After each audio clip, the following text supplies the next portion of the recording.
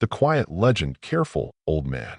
Don't shoot your foot off." The young man jeered, nudging his friend at the shooting range as they both chuckled at the sight of the elderly gentleman loading his magazine with trembling hands.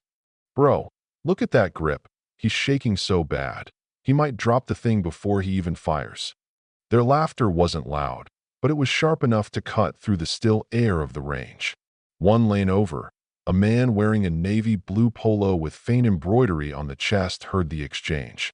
He wasn't a regular shooter here, but he knew the rhythm and rules of places like this. And more importantly, he recognized something others didn't. He turned slightly, eyes narrowing as he watched the old man in lane 7, 83-year-old Charles Chuck Emerson wasn't offended. He didn't even glance their way. The insult slid off him like rain on a wax jacket. Chuck had weathered worse in jungles, deserts, and frozen mountaintops. He'd seen the raw edge of humanity and carried the scars, inside and out, to prove it. These boys. Their words didn't register as real threats. The mirror in his small bathroom back home reflected someone unrecognizable most days. His silver hair was cropped short, still military style. His back was straight, though pain shot down his legs if he stood too long. He had served, survived, trained, and retired quietly. He was never in it for the recognition that he came to Clear Ridge shooting range once a month, not for nostalgia, but necessity. It was the thread that tied who he used to be to who he was now. That Thursday morning had been like all the others. He parked his dusty Ford pickup in the back corner, popped the lock on the toolbox, and gently lifted the well-worn leather case that held his trusted sidearm. The Colt 1911 wasn't a collector's item to him. It was an extension of his body. He had carried it through 2 wars. The grip was familiar, like a handshake from a long-lost brother. The leather case creaked as he opened it at lane 7. The range was unusually crowded. Likely a promotion had drawn in newcomers. Chuck waited his turn in line, quietly reviewing the safety posters mounted along the walls. He could recite them in his sleep. They were tattooed into the corners of his mind. Behind him, the laughter and whispers continued. "Think this guy even knows which end the bullet comes out of?" One sneered. "Probably thinks he's still in Nam." The other answered. Chuck ignored them. Picking your battles wasn't a weakness, it was wisdom. He'd learned that after losing too many good men to pride, when his name was called, he stepped forward, signed in with the meticulous handwriting of a man raised on discipline. The range officer, fresh out of high school by the look of him, read off the basic safety rules. Chuck listened politely. "Understood," he said. "Been shooting since before your dad was in diapers." The officer gave a dismissive nod and pointed to lane 7. Chuck moved with care. Every motion was precise, deliberate. He unpacked his firearm, aligned his target, and loaded the magazine. Then it happened, the tremor. It started in his left hand, then moved to the right. It wasn't new. It had arrived in his 50s, lingering like an uninvited guest. Parkinson's, they called it. Medications helped, but the tremor never left entirely. He'd learned to work with it, around it, through it. "Hey, Liam, get this on video," one of the young men said from lane 8. "Grandpa here's about to turn this into a funeral home." Their laughter rose again. Camera phone aimed directly at Chuck's hands. Still, Chuck said nothing. He finished loading the clip, slid it in with a sharp click, and chambered the first round. As he raised the weapon, the tremble shifted, not disappearing, but fading into something different. His breathing slowed. His focus narrowed. His hands, though trembling a moment ago, locked in with a firmness that defied time. The sights lined up. His heartbeats spaced out. Pop. Pop, pop, pop, pop, pop. 6 perfect holes, tight enough to be covered by a poker card, appeared dead center on the target. The young man from lane 8, Liam, walked past, clapping mockingly. "Nice shooting, Pops. Hope the retirement home has medals for sharpshooters." Chuck didn't reply. He picked up another magazine. The tremor returned, as it always did during reloading. A few shooters nearby glanced over, visibly uncomfortable, but said nothing.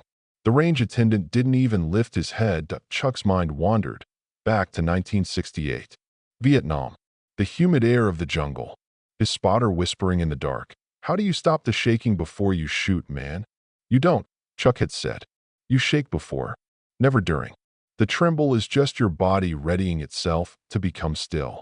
He'd taught hundreds of young recruits that same principle later in his career as an instructor. They called it Emerson's Law of Stillness. Now, on lane 7, the pistol came up again. The shaking was there, but it didn't matter. The moment he focused, everything else slipped away. Another burst of shots, another perfect grouping point 2 lanes down.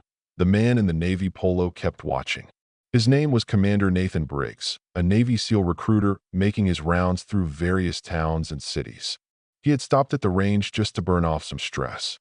But something about the old man had caught his eye. Briggs opened his phone and typed in the name he'd seen at the sign-in. Charles Emerson. The Wi-Fi dragged, but eventually, results appeared. Master Sergeant Charles Emerson, U.S. Army, 1962 to 1992. Vietnam, Gulf War. Expert marksman. Decorated sniper. Developed Emerson method.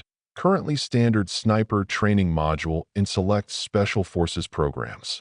Trained 120 elite SEAL candidates under Joint Task Operations Command.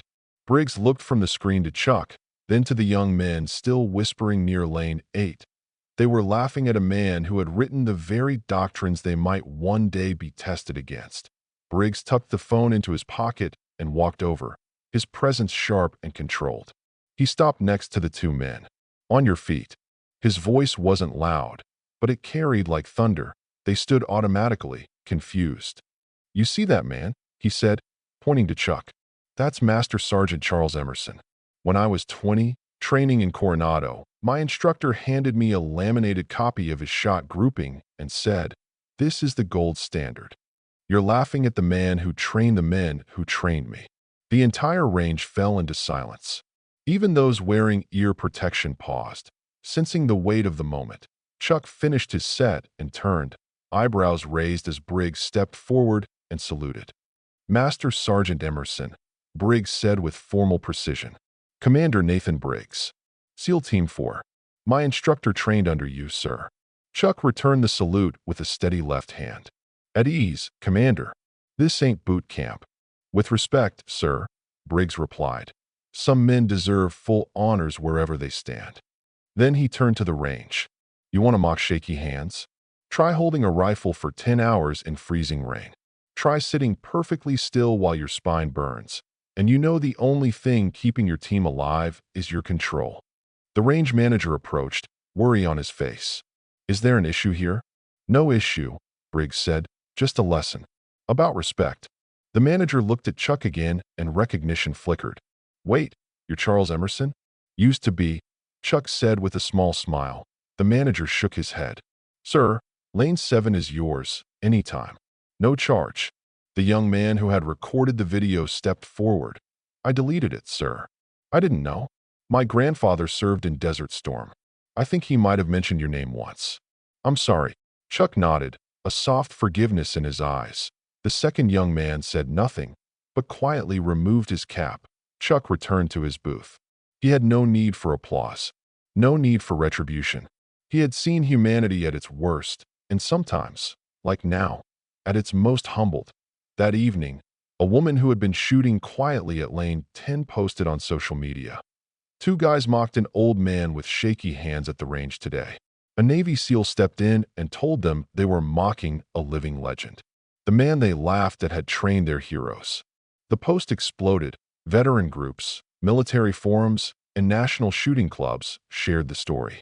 By the weekend, training academies were reposting old articles titled, The Emerson Method, Stillness Born in Fire.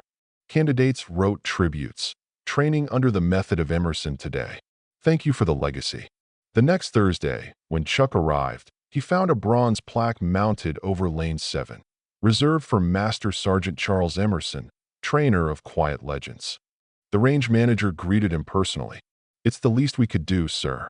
Chuck was quiet, but the gratitude in his eyes spoke louder than any words that he unpacked.